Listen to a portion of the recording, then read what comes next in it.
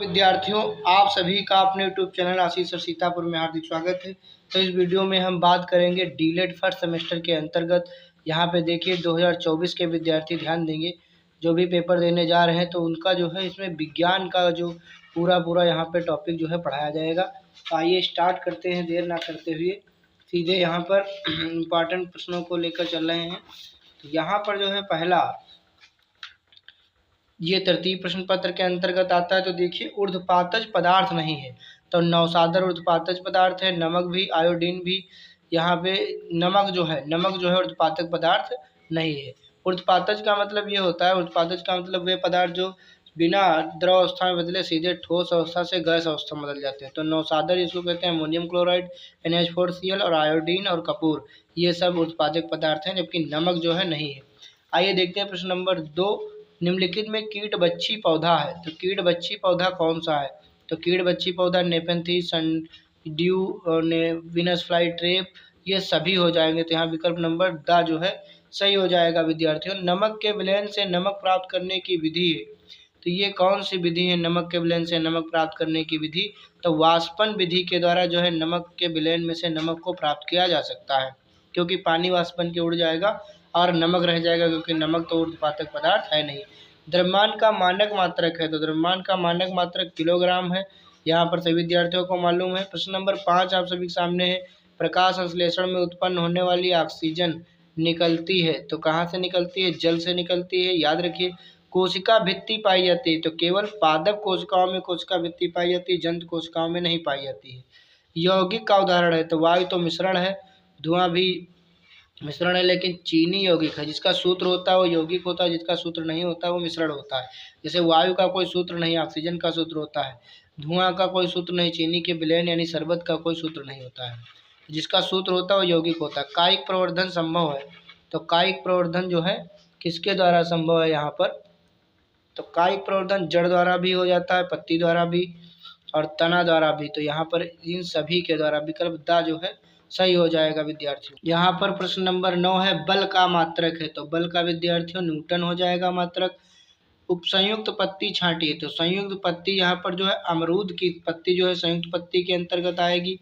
घड़ी के पेंडुलम की गति का उदाहरण है, तो दोलन गति का उदाहरण है। आपुष्पी पौधा है, तो आपुष्पी पौधा फर्न पराग जिसको कहते हैं। इसमें ना तो ये पुष्प विहीन और बीज विहीन पौधा होता है फर्न, इसमें ना बीज आते हैं ना तो फूल मतलब फूल आते हैं। तो ज्योति तीव्रता मूल मात्रक है किसका? तो कैंडिला का मात्रक है, ज्योति तीव्रता का मात्रक कैंडिला है। ऊर्ध्वपातन विधि द्वारा निम्नलिखित को अलग किया जा सकता है, तो नमक एवं कपूर के मिश्रण को अलग किया जाता है, क्योंकि कपूर तो उड़ जाएगा और नमक नहीं उड़ेगा, क्योंकि नमक जो ऊर्ध्वपातक पदार्थ है नहीं। निम्नलिखित में से तने का रूपांतरण नहीं है, तो शकरकंद जो है नीचे जमीन में बैठती है, कंद है, ये तना नहीं इसमें होता है। जंतुओं तथा पौधों दोनों में उभयनिष्ठ लक्षण कौन से पाए जाते हैं? तो जंतुओं पौधों में प्रजनन भी पाया जाता है, वृद्धि भी, पोषण भी। तो ये सभी लक्षण जो है जंतु और पौधों दोनों में पाए जाते हैं। जंतु होते हैं कैसे? तो जंतु परपोषी होते हैं, अपना भोजन स्वयं नहीं बना सकते, इसलिए सुपोषी नहीं होंगे। पौधों में प्रजनन होता है, तो पौधों में अलैंगिक प्रजनन होता है, इसमें असेक्सुअल रिप्रोडक्शन होता है। कौन सा पौधा अधिक उपयोग के कारण संकटाग्रस्त हो गया है? तो सर्पगंधा जो है अधिक उपयोग के कारण संकटाग्रस्त हो गया है। आइए हम प्रश्न नंबर 20 पे बढ़ते हैं। प्रश्न नंबर 20 आप सभी के सामने। जीवधारियों के नामकरण की द्विनाम पद्धति के जनक कौन थे? तो कैरोलस लिनियस थे, बायोलॉजी में पढ़ा होगा आपने। निम्नलिखित में कौन सा पौधा वायुमंडल की नाइट्रोजन का स्थिरीकरण नहीं कर सकता है? तो यहाँ पर जो है गेहूं जो है नाइट्रोजन का स्थिरीकरण नहीं कर सकता। सेम, चना और मटर ये सभी दालें हो जाती हैं दालों के अंतर्गत, तो ये नाइट्रोजन का स्थिरीकरण कर लेती है। निम्नलिखित में कौन से पौधे वायु के नाइट्रोजन को नाइट्रेट्स में बदल देते हैं? तो यहाँ पर विशिष्ट प्रकार के जीवाणु कुछ होते हैं जो नाइट्रोजन को नाइट्रेट्स में बदल देते हैं। खास श्रृंखला में प्रथम नंबर पर कौन आता है? तो हरे पौधे। हरे पौधे पहले नंबर पे आते हैं, उसके बाद हरे पौधों को जो खाता है, जैसे गाय खाती है तो वो 2-3 नंबर पे आ जाती है। फिर गाय को जैसे शेर खाता है तो 3 नंबर पे आ जाता है। जीवधारियों का समूह जो प्रकृति में परस्पर संक्रमण द्वारा संतान उत्पन्न करता है, तो उसको हम लोग क्या कहते हैं? तो जाति कहते हैं। जीव द्रव्य होता है, तो जीव द्रव्य एक कोलाइडल घोल होता है, याद रखिएगा। मेंडल ने अपने आनुवंशिकता के प्रयोग जिस पौधे पर किए थे उसका नाम था मटर का पौधा, क्योंकि मटर की फसल जल्दी जल्दी उग जाती है। पादप कोशिका की पहचान है तो कोशिका भित्ति, पादप कोशिका में कोशिका भित्ति पाई जाती है, जंतु कोशिका में कोशिका भित्ति नहीं पाई जाती। स्वतः जनन सिद्धांत का प्रतिपादन करने वाले वैज्ञानिक का नाम है वान हेलमांट। वान हेलमांट जो थे स्वतः जो है जनन सिद्धांत का प्रतिपादन दिया था। स्तंभ कंटक तने के रूपांतरण है क्योंकि ये कक्षस्थ कलिका से विकसित होते हैं तथा इन पर पर्व एवं पर्व संधियां होती है। प्रश्न नंबर 30 है अंगूर में प्रतान रूपांतरण है, तो अंगूर में जो है तने का जो है प्रतान रूपांतरण है। बढ़ते हैं हम लोग अगले प्रश्न की तरफ। गेहूं की जड़ में संवहन पुल किस प्रकार के होते हैं, तो एक घेरे में अरीय तथा बाह्य आदि द्वारूप होते हैं। तान प्रतान का उदाहरण है, तो अंगूर जो है तान प्रतान का उदाहरण है क्योंकि इसमें तना जो है इंपॉर्टेंट होता है। एक बीजपत्री जड़ों में संवहन बंडलों की संख्या कितनी होती है, 8 होती है यहाँ पर संवहन बंडलों की संख्या। पेड़ किस प्रकार के जल को अवशोषित करता है, तो कोशिका जल को अवशोषित करता है। जड़ों द्वारा अवशोषित जल पत्तियों तक पहुँचाता है कौन, जाइलम जल को सोखता है। मैनग्रोव पौधों की जड़ें वातावरण से ऑक्सीजन किसकी सहायता से प्राप्त करती हैं, तो न्यूमेटोकोर द्वारा करती हैं। सबसे अधिक जल अवशोषण की क्रिया होती है मूल रूम प्रदेश में, ठीक, मूल रूम मतलब जड़ों के द्वारा। मूसला जड़ पाई जाती है किसमें, सरसों में जो है मूसला जड़ पाई जाती है, जबकि मक्का धान गन्ना में नहीं पाई जाती। बरगद में पौधों की शाखाओं से लटकने वाली जड़ें होती हैं, स्तंभ जड़ें उनको बोला जाता है क्योंकि वो नीचे जमीन में आ जाती हैं। सरसों के पौधे में पाया जाने वाला पुष्पक्रम कौन सा, असीमाच। सरसों का पौधा जो है वो कैसा होता है, तो साग के अंतर्गत आता है सरसों का पौधा। दूब घास पौधा है तो बिसर्पी होता है दूब घास पौधा। कीट बच्ची पौधे का उदाहरण है ड्रांसेरा, नेपंथीज, ये सब कीट बच्ची पौधे हैं। निम्नलिखित में बहुवर्षीय पौधा कौन है, तो बहुवर्षीय पौधा है दूब घास। बहुवर्षीय पौधा कौन सा है, दूब घास जो है बहुवर्षीय पौधा है, बहुत से वर्षों तक चलता रहता है। पत्तियों से भोज्य पदार्थों को स्थानांतरित करने वाला ऊतक कौन सा है, तो ये जो है फ्लोएम जो है क्या होता है, जब भोजन बन जाता है तो फ्लोएम क्या करता है, भोज्य पदार्थों को स्थानांतरित करता है। कौन सा बीज एक बीजपत्री है, तो यहाँ पर मक्का में एक बीजपत्री होता है, एक एक बीज अलग अलग आते हैं। द्वितीय केंद्रक निषेचित होकर बनाता है, तो वो क्या बनाता है, भ्रूण पोष बनाता है। फूल वाले पौधों में द्विनिषेचन की क्रिया होती है, किसमें, बीजांड में होती है। मक्का के पौधे में परागण होता है, वायु द्वारा मक्के के पौधे में परागण होता है।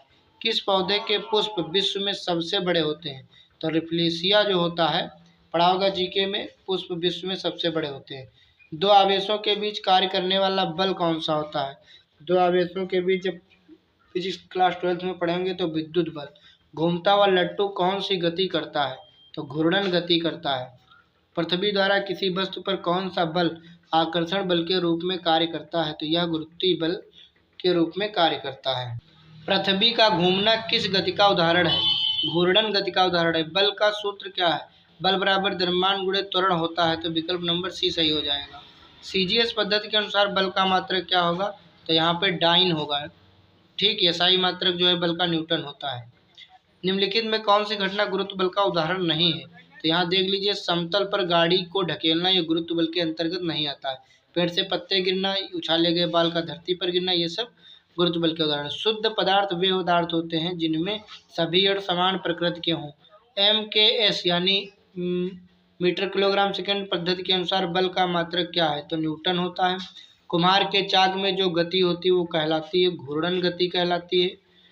कोल्हू में जुड़े बैल की गति कौन सी गति करते हैं, तो वृत्तीय गति करते हैं। चलती ट्रेन में गति होती है रेखीय गति। एक कार जब सड़क पर दौड़ती है तो किस प्रकार की गति करती है, तो रेखीय गति करती है। समय का मानक मात्रक क्या है, तो समय का मानक मात्रक सेकंड होता है विद्यार्थी। द्रव्यमान का मानक मात्रक है किलोग्राम। द्रवों का आयतन मापते हैं लीटर में। फुटबॉल मैच देखने के लिए समय का ज्ञान आप किस घड़ी से करेंगे, तो विराम घड़ी से करेंगे। वाष्प के द्रव में बदलने की प्रक्रिया वाष्पन कहलाती है। वाष्प के छद्वाष्प के द्रव में बदलना तो संघनन हो जाएगा। वायु है, वायु क्या है, वायु एक विषमांगी मिश्रण है, उसमें कई गैसें मिश्रित होती हैं। बालू और लोहे के छीलन को पृथक्करण करोगे चुंबकीय पृथक्करण विधि द्वारा, क्योंकि लोहे का जो बुरादा होगा वो चुंबक आकर्षित कर देगा, बालू अलग रह जाएगी। समांगी मिश्रण क्या होता है, तो पानी और चीनी का मिश्रण समांगी मिश्रण के अंतर्गत आएगा। विषमांगी मिश्रण क्या है? तो विषमांगी मिश्रण चीनी और बालू विषमांगी मिश्रण के अंतर्गत आता है। नमक के विलयन से नमक को प्राप्त करने की विधि है वाष्पन। ऐसे पदार्थ जो जल में घुल जाते हैं क्या कहलाते हैं? विलेय। किसी द्रव पदार्थ में जब अशुद्धि मिल जाती है तो किस विधि द्वारा उसको हम लोग पृथक करते हैं? तो छान करके। अघुलनशील पदार्थ को पृथक करने की विधि कहलाती है निथारना। जो घुलती नहीं, ऐसे जैसे कि गेहूं में चावल या अन्य किसी पत्थर कंकड़ मिल जाए, वो निथारना यानी इसको बीनना। पत्तियों द्वारा कायिक प्रवर्धन होता है ब्रायोफिल्म में। दौड़ने हेतु उपयुक्त अनुकूलित प्राणी है एंटीलोप। पत्ती का रूपांतरण है, यहाँ पे पत्ती का रूपांतरण क्या होगा?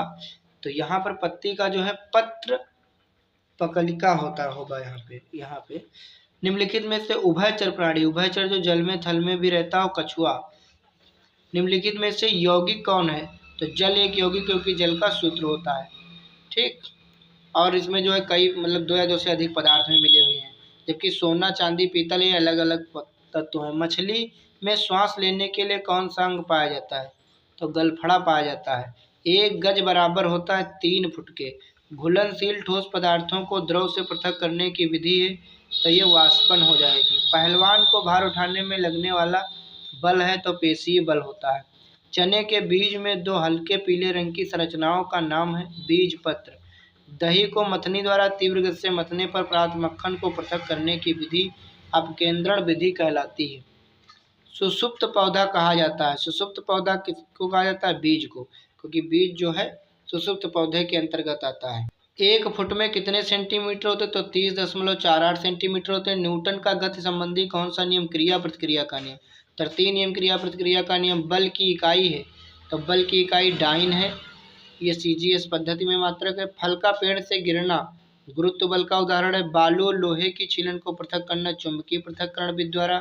पत्ती द्वारा जनक होता है, पत्ती द्वारा जनक होता है अजूबा में, ठीक, जनन होता है। उभयचर जंतु है मेढक उभयचर जंतु है। द्रव्यमान का मानक मात्रक है तो किलोग्राम होगा यहाँ पे। तो विकल्प नंबर बा। तो यहाँ पर ऑब्जेक्टिव टाइप प्रश्न विद्यार्थी हो चुके हैं। अब हम लोग बढ़ते हैं अति लघुत्तरीय प्रश्नों की तरफ। एंगस्ट्राम में कितने मीटर होते हैं? तो एंगस्ट्राम में 10⁻⁻10 मीटर होते हैं। स्त्री केसर के तीनों भाग वर्तिकाग्र, वर्तिका और अंडाशय। विषमांगी मिश्रण के 2 गुण लिखिए। ऐसे मिश्रण जिनमें उनके अवयवी पदार्थों को सामान्यतः अलग अलग देखा जा सकता है, इसे विषमांगी मिश्रण कहते हैं। विषमांगी मिश्रण में सभी घटक समान रूप से वितरित नहीं होते हैं। यहाँ पर वायु दाब क्या है? धरातलीय या सागरीय क्षेत्रफल की एक निश्चित इकाई पर वायुमंडल की समस्त परतों का पड़ने वाला दबाव ही वायुदाब है। थर्मोसेटिंग प्लास्टिक किसे कहते हैं? देखो 2 तरीके की प्लास्टिक होती है, एक थर्मोसेटिंग, एक दूसरी होती है। एक उदाहरण दीजिए, अभी आगे आएगी। तो थर्मोसेटिंग प्लास्टिक का एक महत्वपूर्ण उदाहरण बैकेलाइट। थर्मोसेटिंग का मतलब एक बार सेट हो गई तो दोबारा से उसको पिघला करके दोबारा से उसको उपयोग में नहीं लाया जा सकता। जैसे हम लोग देखते हैं कि हमारे पास में क्या होता है, इसे क्या लिखा है, फिनाल तथा फॉर्मल्डिहाइड से बनाया जाता है। अपने घर में देखते होंगे जो हैंडल लगे होते हैं कुकर वगैरह में, उनको पिघला करके दोबारा से नहीं बनाया जा सकता, वो थर्मोसेटिंग के अंतर्गत आते हैं। जैसे कि स्विच बोर्ड की बटनें आती हैं, ठीक, या स्विच कह लीजिए, तो वो एक बार बना दिए जाते हैं, उनको ढाल दिया जाता है सांचों में, उसके बाद उनको पुनः नहीं ढाला जा सकता, तो थर्मोसेटिंग के अंतर्गत आते हैं। पुष्प के मादा अंग के नाम लिखिए। तो जायांग, अंडप और स्त्री केसर। सजीव के एक लक्षण लिखिए। निश्चित आकार एवं माप, कोश की संरचना, श्वसन, गति, उत्सर्जन। ये सजीव के लक्षण है। सजीव होगा तो उत्सर्जन करेगा, गति करेगा, श्वसन करेगा, कोशिका में उसके बदलाव होगा, निश्चित आकार उसका एवं माप होगा। शाकाहारी तथा मांसाहारी जंतुओं के 2 नाम लिखिए। शाकाहारी जंतु हाथी, दरियाई घोड़ा, बकरी।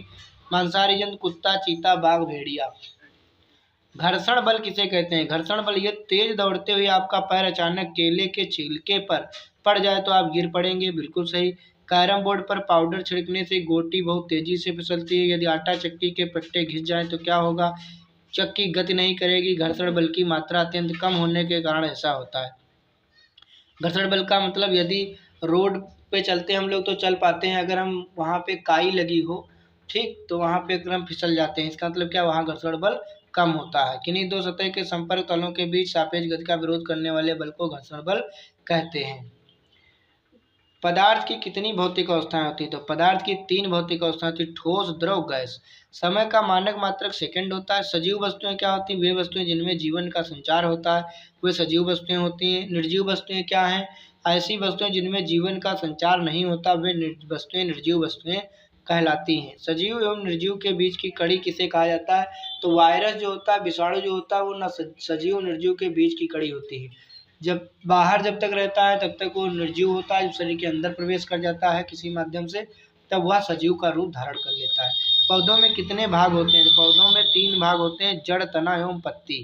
पौधों में प्रजनन कितने प्रकार का होता है? पौधों में प्रजनन 3 प्रकार से होता है। पौधों एवं जंतुओं में प्रमुख अंतर क्या है? पेड़ पौधों में वृद्धि जीवन पर्यंत होती है, परंतु जंतुओं में वृद्धि एक निश्चित आयु तक ही होती है। पौधों तथा जंतुओं में समानता संबंधी लक्षण बताइए। सभी पौधे एवं जंतुओं में अपने समान जीवों को उत्पन्न करने की क्षमता होती है। पुष्प में कितने भाग होते हैं? पुष्प में कुल 4 भाग होते हैं। जीवधारियों में अनुकूलन किन कारणों से होता है? जीवधारियों में अनुकूलन वातावरण, भोजन तथा भोजन की उपलब्धता के कारण होता है। संरचनात्मक अनुकूलन से क्या अभिप्राय है? जीवधारी के शरीर की रचना में जब कुछ ऐसे परिवर्तन हो उस जाति को अपने आवास में रहने में अधिक सुविधा हो, उसे संरचनात्मक अनुकूलन कहते हैं। पौधों में जड़ का क्या उपयोग है? पौधों को भूमि से जल, खनिज, लवण उपलब्ध कराना। प्रकाश संश्लेषण क्या है? तो पौधों में प्रकाश जड़ों के द्वारा भूमि से अवशोषित जल तथा वायुमंडल से CO2 लेकर क्लोरोफिल की उपस्थिति में भोजन का निर्माण और O2 मुक्त कराने की क्रिया प्रकाश संश्लेषण कहलाती है। पर परागण क्या होता है? जब पुष्प के परागण उसी पुष्प के वर्तिका या उसी पौधे के पुष्प के वर्तिका कर पहुंचते हैं, तो ऐसी क्रिया पर ये नहीं, ये गलत लिखा है यहाँ पे, ये स्वपरागण होता है। स्वपरागण का मतलब क्या होता है? जब पुष्प के परागण उसी पुष्प के वर्तिका तक पहुंच जाते हैं और जो है तो उसको स्वपरागण कहते हैं। जब एक पुष्प के परागण दूसरे पुष्प पे जाते हैं तो पर परागण कहलाता है। तो यहाँ पे सुधार कर लीजिएगा। पुष्प के नर अंग का नाम लिखिए, तो पुंकेसर। फलों में जल की मात्रा कितनी होती? तो 90% जल की मात्रा होती है। पौधों में जड़ का क्या कार्य है? तो पौधों को भूमि में स्थिर रखने तथा भूमि से जल एवं खनिज लवणों का अवशोषण करना। जलीय पौधों को जलोद्भिद कहते हैं। जलीय जंतुओं को क्या कहते हैं? तो जलचर कहते हैं। मछली के जल में रहने के लिए कौन कौन से अनुकूलन अंग सहायक हैं? मछलियों में श्वसन के लिए गलफड़े तथा जल में तैरने के लिए इनका धारा रेखित शरीर। मूसला जड़ों को कितने भागों में बांटा गया है? मूसला जड़ों को शंकुरूप, कुंभी रूप, तर्क रूप कुल 3 भागों में बांटा गया है। अपास्थनिक जड़ों में भोजन एकत्रीकरण के कारण क्या परिवर्तन होते हैं? तो भोजन एकत्रीकरण के कारण अपास्थानिक जड़ें कंद में बदल जाती है, जैसे शकरकंद आदि। अमरबेल पौधे का सामान्य परिचय दीजिए।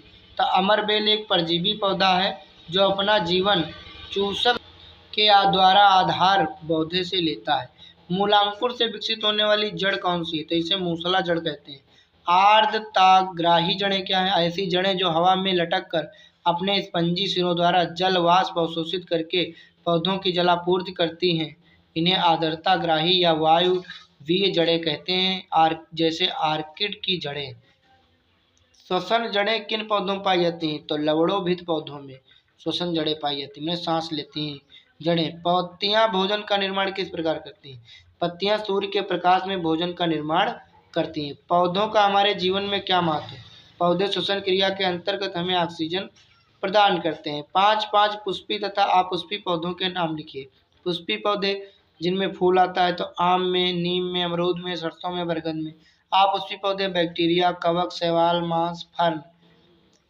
2 कवकों के नाम लिखिए जो कवक हो। कुकुरमुत्ता का पौधा, राइजोपस का पौधा। किन्हीं 3 पौधों के नाम लिखिए जिनमें जड़, तना तथा पत्ती नहीं पाई जाती। तो बैक्टीरिया, कुकुरमुत्ता, स्पायरोगैरा, इनमें जड़, तना तथा पत्ती नहीं पाई जाती है। शाक, झाड़ी तथा वृक्षों के 5 उदाहरण लिखिए। शाक के अंतर्गत आते हैं सरसों, गेहूं, मूली, तुलसी, सूर्यमुखी। झाड़ी के अंतर्गत चमेली, गुलाब, नींबू, करौंदा, गुड़हल आते हैं। वृक्ष, ताड़ का वृक्ष, आम का वृक्ष, नारियल का वृक्ष, नीम का, चीड़ का। किन्हीं 2 बहुवर्षीय पौधों के नाम लिखे। तो पीपल और नीम ये बहुवर्षीय पौधे होते हैं, काफी वर्षों तक जीवित रहते हैं। नर तथा मादा युग्मकों को मिलाने की विधि क्या कहलाती है? तो निषेचन कहलाती है। पढ़ते चलिए सभी लोग, आप परेशान मत होना। बीजों का प्रकीर्णन किसकी सहायता से होता है? तो बीजों का प्रकीर्णन जल द्वारा, वायु द्वारा, स्फुटन द्वारा, जंतुओं द्वारा, पक्षियों द्वारा, मनुष्यों द्वारा होता है। पत्तियों का रंग हरा क्यों होता है? तो क्लोरोफिल की उपस्थिति के कारण पत्तियों का रंग हरा होता है। लंबाई का सही मात्रक मीटर होता है। 12 इंच 1 फुट में कितने इंच होते हैं? 12 इंच 1 गज में 3 फुट अथवा 91.44 सेंटीमीटर होते हैं, मतलब 4 सेंटीमीटर होते हैं, क्योंकि 1 फुट में 30.48 सेंटीमीटर होते हैं। शरीर का ताप किस तापमापी से मापते हैं? तो थर्मामीटर से नापते हैं, जिसको हम लोग डॉक्टरी थर्मामीटर कहते हैं। स्वस्थ मनुष्य के शरीर का ताप कितने सेल्सियस? 37 डिग्री सेल्सियस होता है स्वस्थ मनुष्य के शरीर का ताप। माप के मानक मात्रक होना क्यों आवश्यक है? हमारे दैनिक जीवन की अनेक वस्तुओं की लंबाई, चौड़ाई, क्षेत्रफल, आयतन, तौल आदि के सही ज्ञान के लिए माप के मानक मात्रक का होना आवश्यक है। प्रश्न, लंबाई मापने में मीटर से छोटी तथा बड़ी किन इकाइयों का प्रयोग किया जाता है? तो छोटी लंबाई के मापने के लिए मीटर पैमाने का 10वां, 100वां तथा 1000वें भाग का प्रयोग किया जाता है, तथा बड़ी लंबाई के मापने के लिए मीटर पैमाने के 10 गुना, 100 गुना, 1000 गुने बड़े मात्रकों का प्रयोग किया जाता है। खेत का क्षेत्रफल प्राय किस मात्रक में मापते हैं? खेत का क्षेत्रफल प्राय किस मात्रक में मापते हैं? तो खेत का क्षेत्रफल प्राय डेसीमल, एकड़, हेक्टेयर व देसी भाषा बीघा में मापते हैं। किस घन में लंबाई, चौड़ाई, ऊंचाई सदैव कैसी होती है? किसी घन में? तो घन में लंबाई, चौड़ाई, ऊंचाई सदैव दूसरे के बराबर होती है। आयतन किसे कहते हैं? किसी वस्तु के द्वारा घेरे गए स्थान को उस वस्तु का आयतन कहते हैं।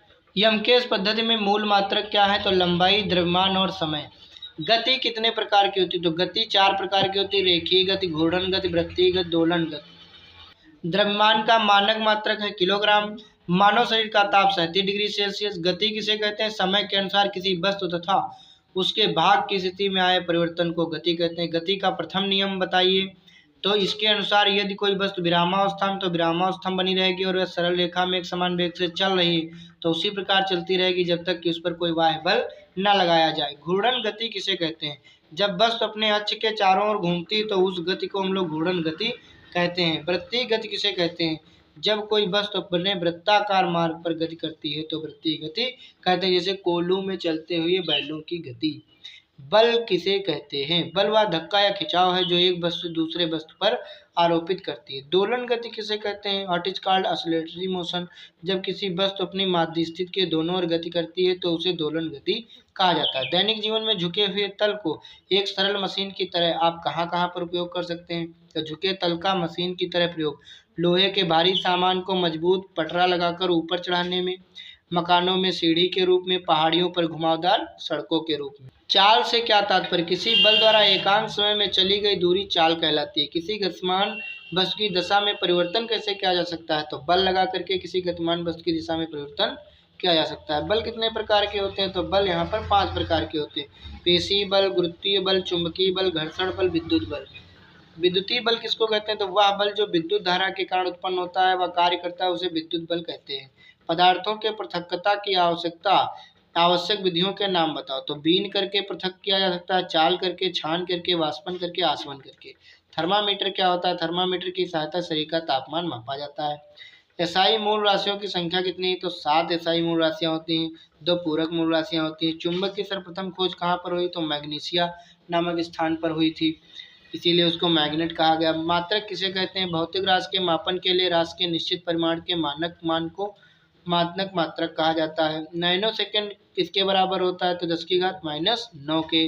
द्रव्यमान एवं वेग के गुणनफल को क्या कहते हैं? तो संवेग कहते हैं। बल गुणे विस्थापन क्या कहलाता है? कार्य कहलाता है। ये तो फार्मूले हैं सिंपल। कोई कण 1 सेकंड में जितने कोण घूमता है उस घूर्णन गति को क्या कहते हैं? वृत्तीय गति। चुंबकीय बल किसे कहते हैं? किसी चुंबक द्वारा चुंबकीय पदार्थों पर लगाया गया बल चुंबकीय बल कहलाता है। विद्यार्थियों, पदार्थ की अवस्थाएं बताइए। तो ठोस, द्रव, गैस 3 अवस्थाएं होती हैं। वे पदार्थ कौन से हैं जो ठोस, द्रव, गैस अवस्थाओं में रहते हैं? तो गंधक और जल ऐसे पदार्थ जो तीनों अवस्थाओं में रह सकते हैं। पदार्थ की वह अवस्था बताइए जिसमें अंतराणु का अवकाश सबसे अधिक होता है। पदार्थ की गैसीय अवस्था में अंतराणु का अवकाश सबसे अधिक होता है। पृथक्करण किसे कहते हैं? किसी मिश्रण में विलेय अथवा अविलेय पदार्थों को अलग करने को पृथक्करण कहते हैं। विलायक किसको कहते हैं? कोई पदार्थ जब किसी द्रव में घुलता है तो उस पदार्थ को उस द्रव में विलेय तथा द्रव को विलायक कहते हैं। मतलब जो घुलता है उसको विलेय, जो घोलता है उसको विलायक, जो ज़्यादा मात्रा में होता है। यौगिक क्या है? जब दो या दो से अधिक तत्वों के परमाणु एक निश्चित अनुपात में मिलते हैं तो उसे यौगिक कहते हैं, और किसी भी अनुपात में मिले तो उसको मिश्रण कहते हैं। पृथक्करण की कोई दो विधियां बताइए। तो भाप आसवन विधि तथा प्रभाजी आसवन विधि। मिश्रण किसे कहते हैं? मिश्रण तो मैंने बता दिया। चीनी के शरबत में लकड़ी के कोयले के कुछ छोटे टुकड़े मिल गए हैं, इसे आप कैसे अलग करेंगे? तो छान करके अलग करेंगे। द्रव्यमान किसे कहते हैं? किसी वस्तु में पदार्थ की वास्तविक मात्रा को द्रव्यमान कहते हैं। मीटर पद्धति किसे कहते हैं? वर्ष 1790 ईस्वी में फ्रांसीसियों ने मापन की एक मानक प्रणाली की रचना की, जिसे मीट्रिक पद्धति हम लोग कहते हैं। कुछ प्रमुख भौतिक राशियों के नाम बताइए। तो लंबाई, द्रव्यमान, क्षेत्रफल, समय, ताप, ये भौतिक राशियां होंगी। समय का मानक मात्रक क्या है? समय का मानक मात्रक सेकंड होता है। आयतन का मानक मात्रक क्या होता है? तो घन मीटर होता है। समय की अवधि का मापन किस प्रकार किया जाता है? समय की अवधि का मापन सेकंड, मिनट, घंटा, दिन, माह अथवा वर्ष में किया जाता है। क्षेत्रफल का मानक मात्रक क्या है? वर्ग मीटर। सुपोषी किसे कहते हैं? हरे पेड़ पौधे जो अपना भोजन स्वयं बना लेते हैं, सुपोषी कहलाते हैं। श्वसन का क्या अर्थ है? जीवधारी सांस के द्वारा वायु से ऑक्सीजन गैस लेते हैं और कार्बन डाइऑक्साइड गैस को छोड़ते, इस प्रक्रिया को श्वसन कहते हैं। प्रमुख श्वसन अंगों का नाम बताइए। फेफड़े, गलफड़े आदि।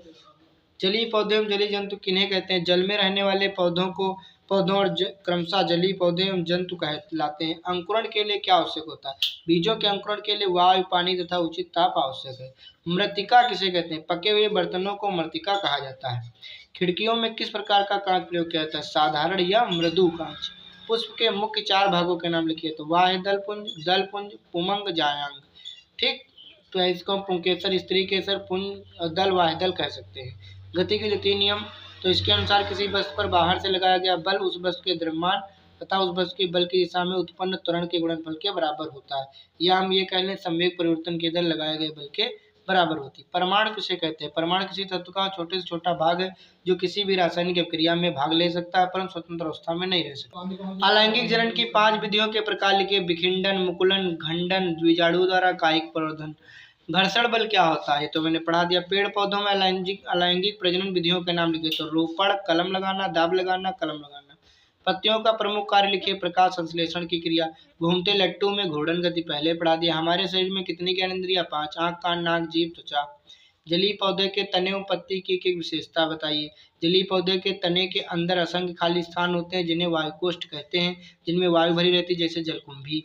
तालाब में कमल अथवा कुमुदिनी के पौधे के विभिन्न भागों को ध्यान से देखने पर मालूम होता है कि इसकी पत्तियां चपटी हैं और इनकी सतह मोम जैसी चिकनी होती है। इससे पत्तियां गीली नहीं होती। चपटी होने के कारण यह पानी की सतह पर तैरती हैं। इससे सूर्य के प्रकाश में भोजन का निर्माण संभव हो पाता है। वृत्तीय गति व लट्टू गति का एक उदाहरण लिखिए। लट्टू का फिरना घूर्णन गति का उदाहरण है। सूर्य के चारों ओर पृथ्वी का गति करना वृत्तीय गति का उदाहरण है। सरसों के पुष्प के विभिन्न अंगों के नाम लिखिए। सरसों के पुष्प के विभिन्न अंग पुष्प, फल, तना, पत्ती, प्राथमिक जड़, द्वितीयक जड़ आदि। डॉक्टरी थर्मामीटर में हम मानव के शरीर में किस सीमा के अंतर्गत ताप माप सकते हैं? तो 35 डिग्री से 42 डिग्री सेल्सियस के ताप को हम लोग माप सकते हैं। पेड़ पौधों में अलैंगिक प्रजनन की विधियों के नाम लिखिए। तो विखंडन, मुकुलन, खंडन, ये तो मैंने पहले ही पढ़ा दिया। आइए चलते हैं पौधों की पत्तियों में होने वाली संश्लेषण की क्रिया का समीकरण। तो 6CO2 + 12H2O एरो, सूर्य का प्रकाश sunlight, chlorophyll, C6H12O6, 6H2O 6O2, यहाँ पे O6 भी रहेगा। यहाँ पर देखो क्या न्यूमेरिकल आ गया। किसी त्रिज्या के वृत्तीय पथ पर एक कण आधा चक्कर लगाता है तो इस दशा में कण द्वारा तय की गई दूरी तथा विस्थापन। तो कण द्वारा दूरी कितनी? 2π/2 यानी 2π × 2 होगा। देखो क्या लिखा, वृत्तीय पथ पर एक कण आधा चक्कर लगाता है तो पूरा चक्कर लगाएगा तो 2π लगाएगा, तो आधा चक्कर लगाएगा तो कितना लगाएगा? पाई लगाएगा। तो 2 से 2 कट जाएगा तो यहाँ केवल पाई आंसर होगा। और विस्थापन कितना होगा? विस्थापन होगा यहाँ पर जो है क्या कह रहा है, दूरी तथा विस्थापन ज्ञात कीजिए। तो विस्थापन भी तुम्हारा कितना हो जाएगा? r + r, 2r हो जाएगा। यहाँ पे गलत लिखा हुआ है 2r। पुष्प के मुख्य 4 भाग ये भी पढ़ा चुके हैं। पत्ती के प्रमुख भाग पर्णाधार, पर्णवृंत, पर्णफलक। 1 माइक्रोमीटर में 10 की घात कितने पिकोमीटर होते हैं? 10 की घात 6 पिकोमीटर। बेलन की लंबाई तथा वृत्त के व्यास मापन के लिए किस यंत्र का उपयोग किया जाता है? बेलन की लंबाई तथा वृत्त के व्यास मापन के लिए वर्नियर कैलिपर्स यंत्र का प्रयोग किया जाता है। गति का तृतीय नियम क्रिया प्रतिक्रिया का नियम होता है। जैसे घोड़ा गाड़ी को खींचते समय अपनी पिछली टांगों से पृथ्वी को पीछे की ओर दबाता है, जिससे प्रतिक्रिया के रूप में पृथ्वी घोड़े पर आगे की ओर बल लगाती है और घोड़ा गाड़ी आगे बढ़ जाती है। पदार्थ की कौन सी अवस्था है जिनमें पदार्थ का आयतन तो निश्चित होता है परंतु आकृति निश्चित अनिश्चित होती है? तो उदाहरण, दूध की कोई आकृति नहीं होती, जितने बड़े बर्तन में रखा जाएगा उतनी उसकी आकृति हो जाएगी। दोलन गति किसे कहते हैं? उदाहरण से समझाइए। जब कोई वस्तु अपने माध्य स्थिति के दोनों ओर गति करती है तो इस प्रकार की गति दोलन गति कहलाती है। जैसे झूले में झूलते हुए बच्चे की गति, किसी स्प्रिंग में लटके पिंड से गति, दीवार, घड़ी के पेंडुलम में गति आदि। यौगिक, जल एक यौगिक। मृतोपजीवी से क्या समझते हैं? कुछ पौधे अपना भोजन स्वयं नहीं बना सकते, अपना भोजन मृत एवं सड़े गले पदार्थों से ग्रहण करते हैं। ऐसे पौधों को मृतजीवी पौधे कहते हैं, कुकुर, मुत्ता आदि। चलिए धन्यवाद, मिलते हैं नेक्स्ट पार्ट में, तब तक के लिए थैंक यू।